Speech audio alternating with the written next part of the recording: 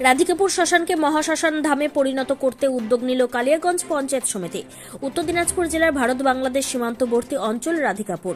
রাধিকাপুরে যেমন রয়েছে ভারত বাংলাদেশ সীমান্ত, তেমনি একপাশে রয়েছে টাঙ্গন নদী। ধীরে ধীরে রাধিকাপুর মানুষের কাছে জনপ্রিয় হওয়ায় পর্যটন কেন্দ্রে গড়ে উঠছে। টাঙ্গন নদীর পাশেই ছিল শ্মশান। বর্তমানে রাধিকাপুরের সেই শ্মশান বেহাল পরিস্থিতিতে পরিণত হয়েছিল।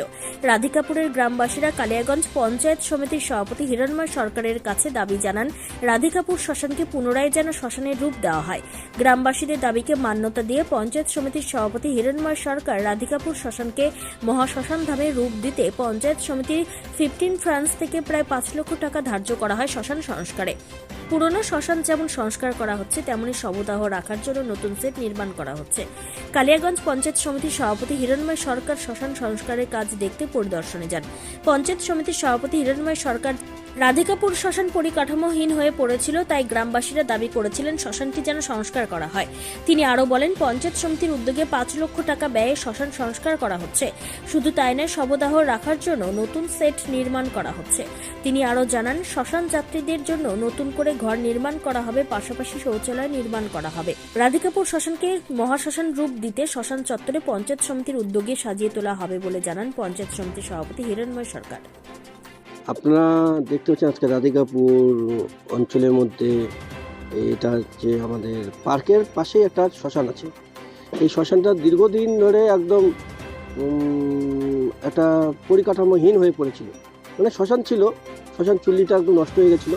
তা আমি একদিন এসেছিলাম এখানে, এখানকার যে আমার অঞ্চল প্রেসিডেন্ট আছে, মমতাজুল্লাহ আছে, যা আমার এখানকার পঞ্চায়েত সমিতির মেম্বার যারা আছে, গ্রাম পঞ্চায়েতের মেম্বার, এবং সর্বোপরি যারা এই শ্মশানে এখানে থাকে, আমাকে বলে যে সভাপতি সাহেব শ্মশানটা দেখেন কীভাবে ঠিক করে দেওয়া যায়। তা আমি যাই হোক, আমি ওনাদের কথা দিয়ে গেছিলাম যে শ্মশানটা যাতে একটা মহাশ্মশানে পরিণত করা যায়, তার জন্য পঞ্চায়েত সমিতি বদ্ধপরিকর। আমি পঞ্চায়েত সমিতির 15 ফিনান্স থেকে 5 লক্ষ টাকা ব্যয়ে, আজকে দেখতেই পাচ্ছেন আপনারা কাজ চলছে অলরেডি, কাজ শেষ হওয়ার পথে। এই শ্মশানটা যেটা মানে পরিত্যক্ত হয়ে পড়েছিল, সেটা শ্মশান চুল্লিটাকে রিপেয়ারিং করে উঁচু করে সেটা উঁচু করা হলো, এবং শব্দ রাখার জন্য আপনারা দেখতে পাচ্ছেন খুব সুন্দরভাবে বানিয়েছে। শব্দ রাখার জন্য একটা শেড করা হয়েছে এবং স্ল্যাব করে দেওয়া হয়েছে যাতে মরা পুরানো করে যে নোংরা আবর্জনা যাতে নদীতে চলে যায়। এবং আমি এটাও বলেছি যে এখানে একটা পায়খানা বাথরুম করে দেবো, যাতে ওই পাশে একটা পায়খানা বাথরুম, ওটাও আমরা ধরেছি, পায়খানা বাথরুম করে দেবো। এই যে বট গাছটার চারিদিকে একটা বসার জায়গা করে দেবো। ধীরে ধীরে শ্মশানটাকে একটা উন্নত জায়গায় নেব। কারণ আপনারা জানেন রাধিকাপুর প্রতি বছর মোটামুটি বন্যা হয় কম বেশি, কোনো সময় কোনো বছর বন্যা বেশি হয়। যে এই যে আমরা যে জায়গাটা দাঁড়িয়ে আছি, এই জায়গাটা কিন্তু অলরেডি জল উঠে যায়। কিন্তু আজকে শ্মশানটার যে শ্মশান চুল্লিটা যতটা উঁচু করা হয়েছে, আজকে বন্যা হলেও কিন্তু যতটা অবধি জলটা উঠবে না।